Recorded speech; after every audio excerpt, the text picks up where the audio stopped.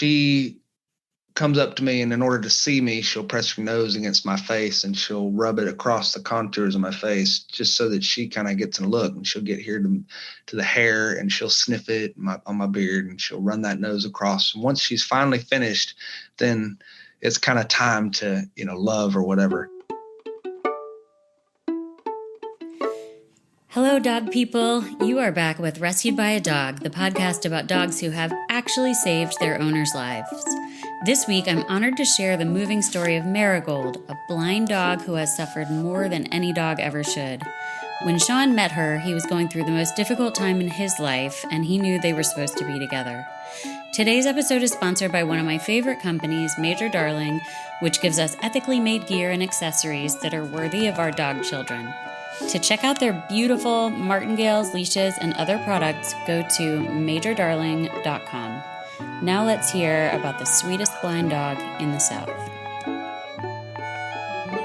Hi, Sean. Hey. How you doing? I'm good. How are you? I'm good. Thank you so much for talking to me today. It's my pleasure. Awesome. Okay, so tell me your dog's name and age, and what does she look like? Her name is Marigold.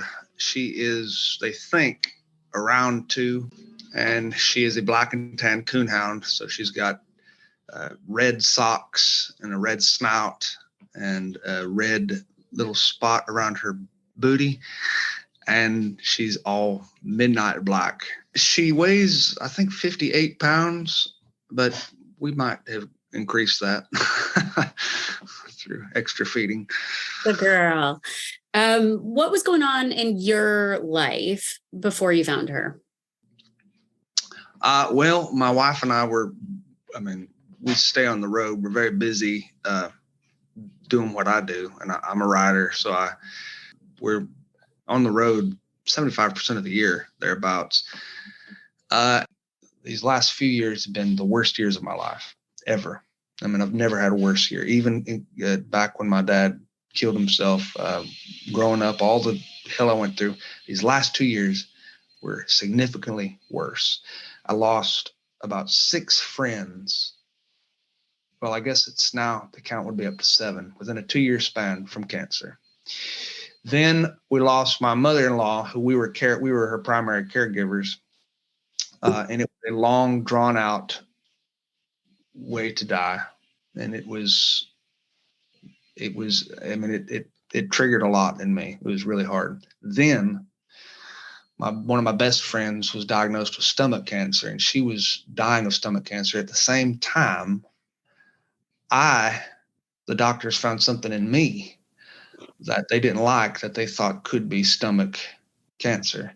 So I went through a nightmare, and my health just was kind of not doing so well for that year. And I'm sure a lot of it was the stress of knowing what it was. So I truly thought, as I watched one of my best friends, she's dead now. She died last year from the stomach cancer. As I watched her decrease and die from the stomach cancer, I felt like I was dying too. I thought that something was taking me over. I couldn't eat right. My health was just wonky. My mental health just is low, maybe as low as it's ever been. And then along comes this dog. And I had turned the corner already. Things were starting to get better for me. I was in Mobile when a friend of mine who runs a hound rescue told me about her dog. I did a show. I was doing a show in Mobile, and afterward, the meet and greet, she brought her blind blue tick hound named Oscar. And I loved this dog. And I told her, I said, I loved his spirit. I love everything about him. She said, well, if you like blind dogs, I know of a person who just rescued a blind coonhound. So she told me the dog had been found behind a tire shop, chained to the tire to iron stake embedded in the ground in Mississippi. And her friend had rescued this dog because this dog had been found wandering the highways shortly after that. So anyway, we drove all the way over to West Alabama, and met this dog between gigs, because I was on the way to do something else, in our little, travel van that we use.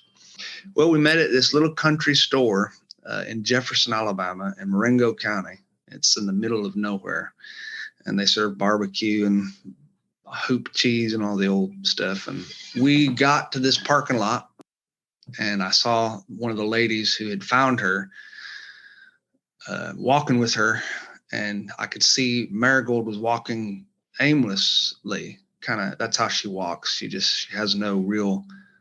It's very different than any other dog walks. When I, like I said, I've had a lot of dogs in my life, and when a dog walks, it's very purposeful. It's very, they walk in a straight line, but a little bit sideways.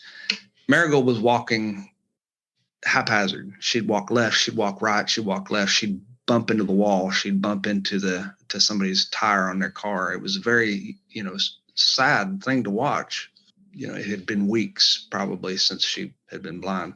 So this was new and frightening to her. And I got to her, and she immediately kind of pressed her head in between my knees and kind of stopped moving in these concentric circles, because it was like, okay, I can stop, I can rest. Somebody's kind of got me. So she had whittled down to like 30 some pounds. She was teeny tiny skeleton. You could see everything on her body, like a little anatomy chart. And we know that she has been abused because the vet, when looking at her face, said that it was a blunt trauma to the face. So whoever got her, likely, this is what I think, black and tan coonhound is an expensive dog, and they don't just happen by accident. So I believe she was bred. I believe she was sold to somebody who was going to use her for hunting, at least in these parts, that's what they're used for. And I believe that she was timid, perhaps even gun shy. So that made her worthless to the hunter. And so I bet he didn't know what to do with her, and so took out his frustrations on her somehow. So it was blunt trauma to the face. It caused trauma inside, bleeding, and scarring to the optic nerve. And then we went inside to find out more about her and eat barbecue. And they let the dog inside too, because I know the people who own this store. And so they're slinging food, and the whole place smells like barbecue, and Marigold loses her mind. She smells food. It is crazy. And I could tell immediately that not only, is she adjusting to her blindness, but this is a dog who's been starving, she hadn't eaten. She had been fed and taken care of by this lady who'd rescued her for that brief time. But you don't ever get rid of hunger. Once you've known it, it screws your mind up, and you eat to live. And so she was nuts. So I got a plate of barbecue, and I ate the bread, she ate the barbecue. And, she ate it so fast, she had no control over her mouth. So she was biting anything that moved, including my hand and fingers. They looked at us, they're like, so what do you want to do? I said, she's coming with me. And they said, well, I mean, we can, have her at our house, and you can come back and get her when it's more convenient. I said, this doesn't matter. I don't care what's convenient. I just want her, coming with me. I don't think she needs to sleep alone anymore. I think she needs to sleep with me. So she immediately went to all of our shows that we do around the Southeast. I mean, within the first week of owning her, she had been thrust into a spotlight, because I'd written about her, so people wanted to meet her who came to these shows, and they would stand in line to meet her.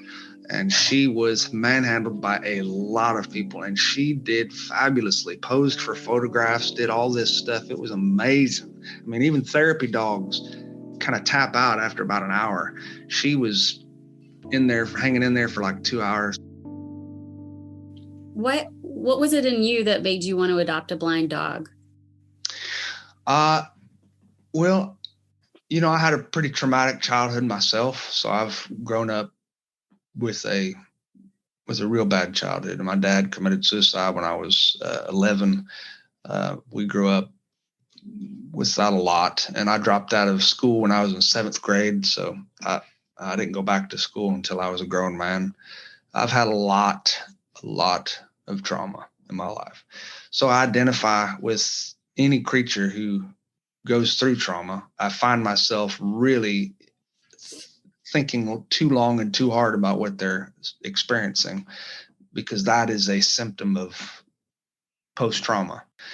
So I saw her, when I first saw her and laid eyes on that fresh scar where her eye had been removed, and thought about this dog who had no body. There was never an option in my mind. This was, I'm here, she's here. We're both occupying the same space of universe. This is important that we don't occupy different spaces in the universe. We got to be together. This is just the way that it's supposed to be. So I got her into the back seat of the car, and my wife drove, and I sat with her and held her, put her against me, because I knew a car ride would probably be a little bit, disquieting. And at first she was a little bit, scared. She didn't know what to do with me. And so she was very stiff, very awkward. And then after about a couple minutes, her body relaxed, and she was totally on my lap and pressed up against me and curled into a tight little ball. It's amazing, though. She had mapped out our house in only, I would say, not even an hour.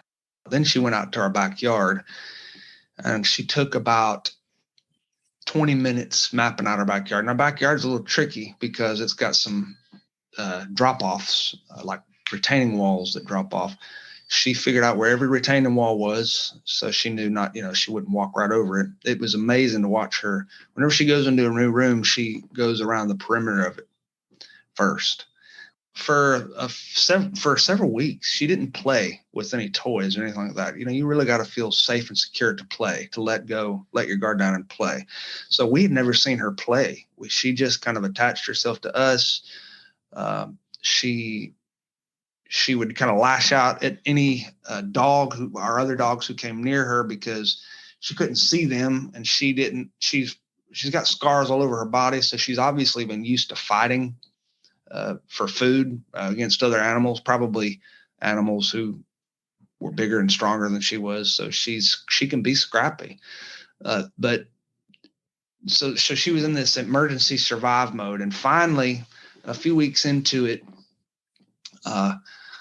we had bought several toys for her, and they were out in the yard. And I woke up real early to let her outside to go to the bathroom, and took her outside. And in the dark, I could see she had found a toy, and she was playing with it. And I thought, no, this is just wonderful. She had this ball, and she had made her own little game with this ball and was throwing it around, and she would sniff and find it. And when she find it, she gets so excited. She just take this ball and throw it up again, and then look around and sniff around and find it. And, I found this ball. She got so excited over this little ball. And it was such a treat to watch. She's the most resilient creature I've ever met.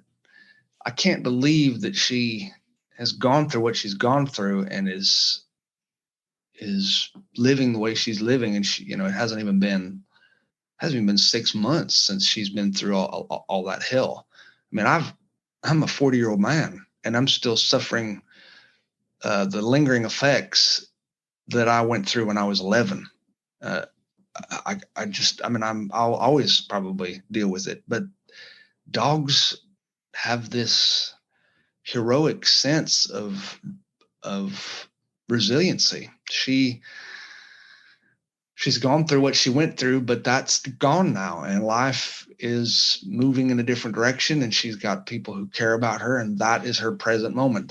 This is her now, and this is what she lives in. And yes, sometimes she gets triggered, and yes, sometimes a voice will come out of, a male voice. She'll hear particularly male voice she doesn't recognize, and I'll see her bark and get scared. But by and large, she is living. And I just find that to be such a lesson for me. But when I met her, I realized I saw myself, and what I'd gone through is nothing compared to what she's gone through. She's gone through so much. And someone thought she was trash. Someone effectively tried to kill her through just blunt force. And here she is doing her thing, missing her eye, both eyes, living, still playing. And she's living extremely affected, but she's still living and she didn't quit. Golly. I was out of town 2 days ago, and she was at the hotel with me. I was traveling alone, just me and her. And she was sleeping on the floor beside the bed, my bed, and her little bed. And I think it was early in the morning. I could feel that little cold nose coming around, and then I felt her paws on the bed, and that meant she wanted to get up in the bed. So I gripped her elbows, and she kind of shimmied up onto the bed, and she got right just as tightly against me as she possibly could, against my back. And so then we slept a few more hours together. I've never had a bond with a dog like I have with her, because the bond is so deep, because I have to do everything for her. I'm her seeing eye human. We don't go anywhere that I'm not constantly watching out for her, telling her step here if she's on the leash, so she knows to step so she doesn't fall. And it can be exhausting if you're not ready for it. I'm constantly letting her know that someone's about to pet you, because when someone just reaches their hand up and touches you and you don't see it coming, it's shocking. I've even blindfolded myself to try to know what it feels like walking around, so that I know what she's going through. And I blindfolded myself for about 24 hours, and it's frightening to have your senses that you've grown up with and see nothing. It's rough. I mean, when we go downstairs, it's an act of Congress. This has helped engineer a deep relationship with this animal that I've never had before with a dog. Never. And in my life, I've had, I think, 12 dogs. When you give her a treat, and my other dogs, I can just throw it and they'll catch it. When I give her a treat, she walks toward me and she opens her mouth and shows it in every direction, like, here I am, my mouth is open, put the treat in.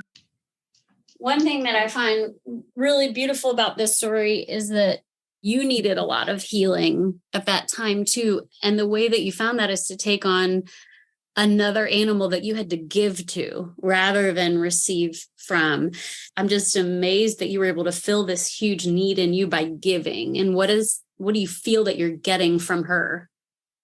I think a lot of stress and worry and all these things that kill us early come from an idleness of the mind. The mind just gets idle, and it turns inward on itself, and it starts focusing on us, on me.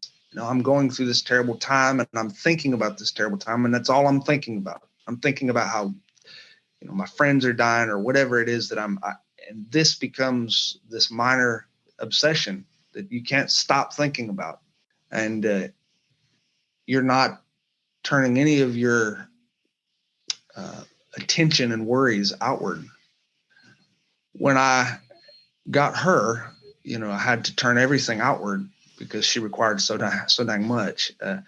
I turned my attention to another who was going through something, and it took the attention off me and helped me gain a real perspective on what it was I was really going through, and how yes, it was bad, but was I making it worse? Probably.